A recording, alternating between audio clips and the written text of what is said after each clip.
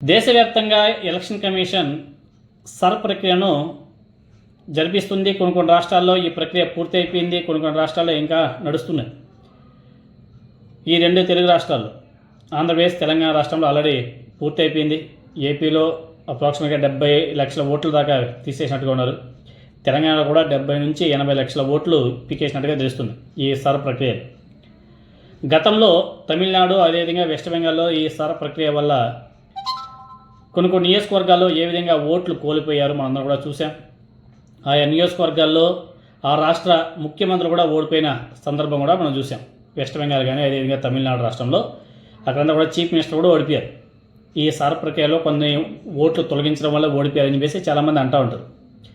అదేవిధంగా రెండు తెలుగు రాష్ట్రాలు కూడా సార్ ప్రక్రియ పూర్తి అయిపోయింది. పక్కనే కర్ణాటక రాష్ట్రంలో ఈ స్పెషల్ ఇంటెన్సివ్ రివిజన్ సర్ అంటే ఈ ప్రక్రియ కొనసాగుతుంది.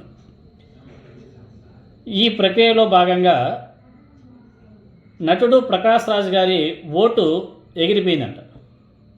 ఆయన ఈరోజు ఒక వీడియో కూడా రిలీజ్ చేశారు. తన ఓటుని తొలగించడం మీద నటుడు ప్రకాష్ రాజ్ గారు వ్యంగ్యంగా స్పందించడం జరిగింది. తాను పుట్టి పెరిగినటువంటి ప్రాంతం నుంచి ఓటుని తొలగించడం ఒక పెద్ద జోక్ అని చెప్పేసి ఆయన మాట్లాడుతున్నాడు. ఓటుని ఎలాగైనా సరే తిరిగి పొందుతానని చెప్పేసి ఆయన స్పష్టం చేస్తూ దీనికి సంబంధించి ఆయన ఎక్స్లో ఒక పోస్ట్ కూడా పెట్టాడు.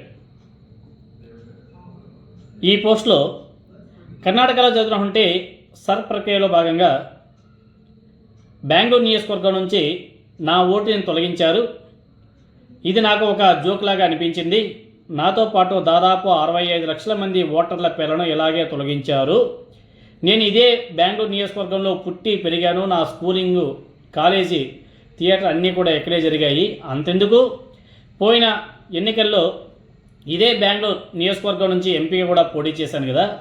లాస్ట్కి ఈ సర్ ప్రక్రియలో నా ఓటు లేకుండా పోవడం ఏంది విచిత్రంగా అని చెప్పేసి ఆయన ప్రశ్నిస్తున్నాడు. ప్రకాష్ రాజ్ గారు ఒక వీడియో రిలీజ్ చేశాడు. ఆ వీడియో మీరు అందరూ కూడా ఒకసారి చూడండి.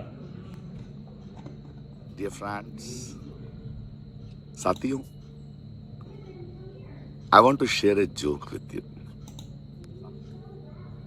I am one of the 65 lakh voters whose vote right has been deleted from Bangalore constituency after SIR.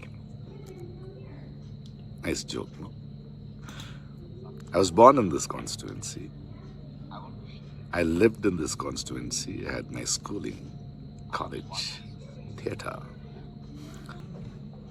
And for your kind information, I was an MP candidate of this constituency too.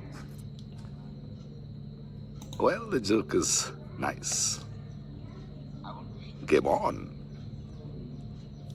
Let me see what is the process I have to go through. क्या कागज दिखाना पड़ेगा to get back my voter ID. Well, game on. But one little word. My friend, you can use your powers to deny few of the citizens the right to vote who may not elect you. But can you stop us, my dear friend, from our power of bringing you down? Just asking. Bye.